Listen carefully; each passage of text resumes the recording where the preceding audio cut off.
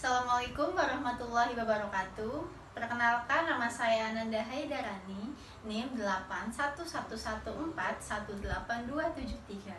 Nah, di sini saya akan membahas mengenai penanganan isu partai politik Islam dalam kampanye pemilu di Indonesia. Mohon disimak ya. Islam masuk ke Indonesia pada abad ke-7, dibawa dan dikembangkan ke Indonesia oleh pedagang dari Gujarat, Arab, dan Persia. Kemudian pada abad ke-13, perkembangan Islam tumbuh menjadi Islam kerajaan-kerajaan di Indonesia yang sebagian besar berada di pesisir pantai.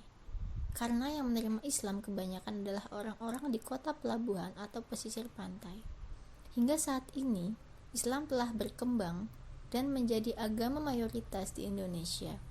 Pada 2015, jumlah orang Indonesia tercatat per 30 Juni 2016 sebanyak 257.912.349 jiwa. Sementara jumlah penduduk muslim di Indonesia saat ini diperkirakan pada 70%. Melihat sejarah bangsa Indonesia, para pengikutnya Islam selalu berpartisipasi secara aktif, salah satunya adalah peran umat Islam dalam politik. Dari awal pemilu 1955 hingga pemilu 2014 lalu, umat Islam selalu memiliki peran melalui politik para pihak. Indonesia telah mengadakan 11 pemilihan. Berdasarkan perbandingan partisipasi dan kemenangan Partai Islam dalam pemilu di Indonesia, Partai Islam mengalami tren penurunan pemungutan suara meski pada pemilu tahun 2014 Partai Islam hanya meningkat 1%, sedangkan Partai Nasional meningkat 16%. Hal tersebut diperkuat dengan hasil survei Saiful Mujani diterbitkan pada bulan Februari 2013. Hasil survei menunjukkan bahwa popularitas dan elektabilitas partai politik Islam terus menurun dari waktu demi waktu. Saat ini, isu intoleransi antarumat beragama terus berkembang dan masih menjadi isu hangat di Indonesia. Pasca aksi demonstrasi besar-besaran yang dilakukan oleh jutaan umat Islam yang menuntut keadilan bagi masyarakat kasus penistaan Al-Quran oleh non-Muslim. Kini, demonstrasi itu disebut gerakan aksi damai. Insiden ini menyebabkan berbagai penilaian baik secara nasional maupun internasional. Penilaian gerakan aksi damai ini mendapat pandangan yang berbeda-beda dari masyarakat. Berbagai pandangan masyarakat tentang umat Islam di Indonesia salah satunya. Di antaranya adalah pandangan orang Muslim Indonesia yang mirip umat Islam di Arab, sehingga muncul penilaian anarki terhadap Muslim Indonesia, yang kontras dengan perdamaian. Mereka tidak mencintai Indonesia dan tidak toleran terhadap keberagaman Indonesia. Faktanya, Kapolri Tito Karnavian yakin Indonesia telah mengalami krisis keanekaragaman. Masalah lain yang lebih memprihatinkan adalah penyebaran dan infiltrasi radikalisme di Indonesia. Menurut seorang layman lembaga studi, yaitu Jacob Tobing, radikalisme sudah masuk ke sekolah dan rumah ibadah oleh partai ideologi radikal yang berafiliasi dengan jaringan global. Ada 3 pokok bahasan yang akan saya jelaskan di sini. Yang pertama, bagaimana perkembangan isu partai politik Islam dalam kampanye pemilu di Indonesia. Yang kedua, apa saja masalah yang timbul pada partai politik Islam di Indonesia. Dan yang ketiga, bagaimana penanganan isu partai politik Islam dalam kampanye pemilu di Indonesia. Perkembangan isu partai Islam di Indonesia. Partai Islam telah hadir sejak Orde Lama pada dulu pemilu tahun 1955. Namun, seiring dengan pergeseran kekuasaan, arus Partai Islam hanya beranggotakan 4 orang, yaitu PKB, PAN, PPP, dan PKS. PKB lahir dari pembentukan Kiai Nahdlatul Ulama, PAN lahir dari formasi Kiai Muhammadiyah, PPP adalah partai terlama dibandingkan dengan 3 partai Islam lainnya. Secara historis, pihak lain ada hubungan sebelumnya dengan partai Islam, sedangkan PKS lebih identik dengan modern Islam. Ada 3 makna implementasi Islam syariah menurut PKS. Pertama, PKS mengakomodir sipil dan hukum pidana dalam konstitusi sesuai dengan penjelasannya.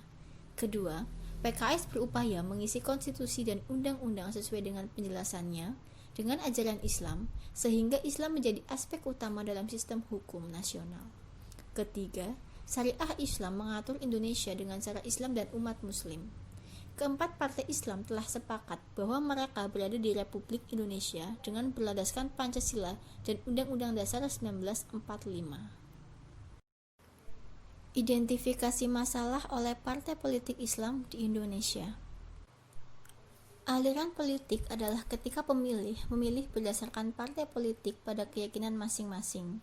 Misalnya, seorang Muslim akan cenderung memilih untuk Partai Islam, seorang nasionalis memilih Partai Nasional, dan PNS memilih Golkar.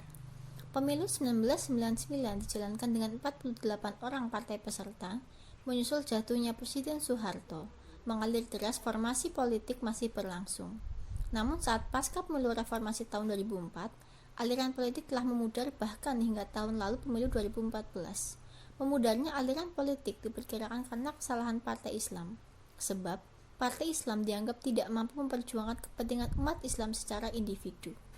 Untuk pemilu 2019, Partai Islam sudah mulai meregenerasi pemilih mereka dengan merekrut dari kaum muda. Pemilih sekarang lebih cerdas dan kritis. Mereka tahu bahwa mereka akan melakukan pemilihan untuk 4 tingkat pemilihan sekaligus, yaitu memilih anggota Dewan Perwakilan Rakyat Kabupaten, Provinsi, dan Nasional. Kemudian memilih presiden dan memilih anggota Dewan Perwakilan Daerah bukan partai perwakilan. Selama masa kampanye, ada kemungkinan pengaruh masalah tetapi tidak mungkin sampai 100%. Faktor berikutnya dalam elemen identifikasi masalah adalah keterkaitan faktor inilah yang memaksa Partai Islam untuk lebih mempersiapkan diri. Partai Islam memiliki hubungan dengan pengikut Islam partai, pemerintah, dan partai di luar Partai Islam. Itu masalah yang telah berkembang selama 2 tahun terakhir. Ini konsekuensi terutama bagi Partai Islam untuk membangunkan kesadaran bahwa Partai Islam berada di antara prinsip-prinsip Islam dan prinsip Pancasila. Meski Partai Nasional juga dibagi menjadi partai pendukung pemerintah dan oposisi, kondisi seperti itu sedang membentuk partai-partai Islam. Penanganan isu partai politik Islam di Indonesia. Partai Islam mengambil langkah-langkah untuk mengubah masalah Islam negatif, terutama kesalahpahaman tentang Islam dan partai. Pertama adalah strategi reaktif internal partai Islam itu sendiri. Partai Islam itu menegaskan bahwa semua kegiatan partai tidak boleh mengklaim bahwa satu-satunya yang mendapatkan rahmat di dunia adalah seorang yang mengikuti partai Islam dan negara Islam saja. Lain sikap reaktif adalah perlawanan melalui jaringan internet dan sosial media. Selain langkah reaktif, Partai Islam menggunakan langkah adaptif yang berupaya untuk menyelaraskan hukum Islam dan penerapan sistem pemerintahan yang ada di Indonesia tanpa harus mendirikan negara Islam atau mengganti dasar negara. Akhirnya, langkah dinamis merupakan sikap suportif untuk menarik pemilih. Langkah dinamis itu hendaknya tidak dimaknai sebagai sikap pragmatif dalam wajah pemilih. Upaya dinamis adalah upaya memberikan solusi kepada masyarakat, di mana masyarakat itu sendiri juga menjadi bagian dari solusi. Ini dilakukan dengan cara menjelaskan kepada masyarakat tentang program calon pemimpin dan program pemerintah. Setelah langkah-langkah perubahan masalah selesai, penting lainnya mengidentifikasi respon publik. Sayangnya, respon publik masih tetap pada level respon reaktif dan akomodatif dengan perubahan atau langkah yang diambil oleh Partai Islam. Sikap reaktif ini membuktikan hal itu bahwa masyarakat belum memberikan simpati apapun terhadap Partai Islam. Sedangkan respon akomodatif membuktikan bahwa beberapa orang sudah mulai menerima perubahan Partai Islam. Dengan kata lain, ini membuktikan bahwa ada peluang untuk pengembangan Partai Islam di pemilu berikutnya. Akhirnya, kita sampai pada kesimpulan. Kesimpulan yang dapat diambil dari paparan di atas adalah laju informasi yang cepat melalui media tidak dapat menghalangi munculnya isu, khususnya di media sosial. Hal yang paling penting adalah meski keempat belah pihak menganut nilai-nilai Islam, mereka sepakat untuk menegakkan NKRI dan Pancasila sebagai negara yang tidak berkeinginan menjadikan Indonesia sebagai negara Islam. Sekian video penjelasan dari saya. Mohon maaf apabila ada kekurangan. Terima kasih. Wassalamualaikum warahmatullahi wabarakatuh.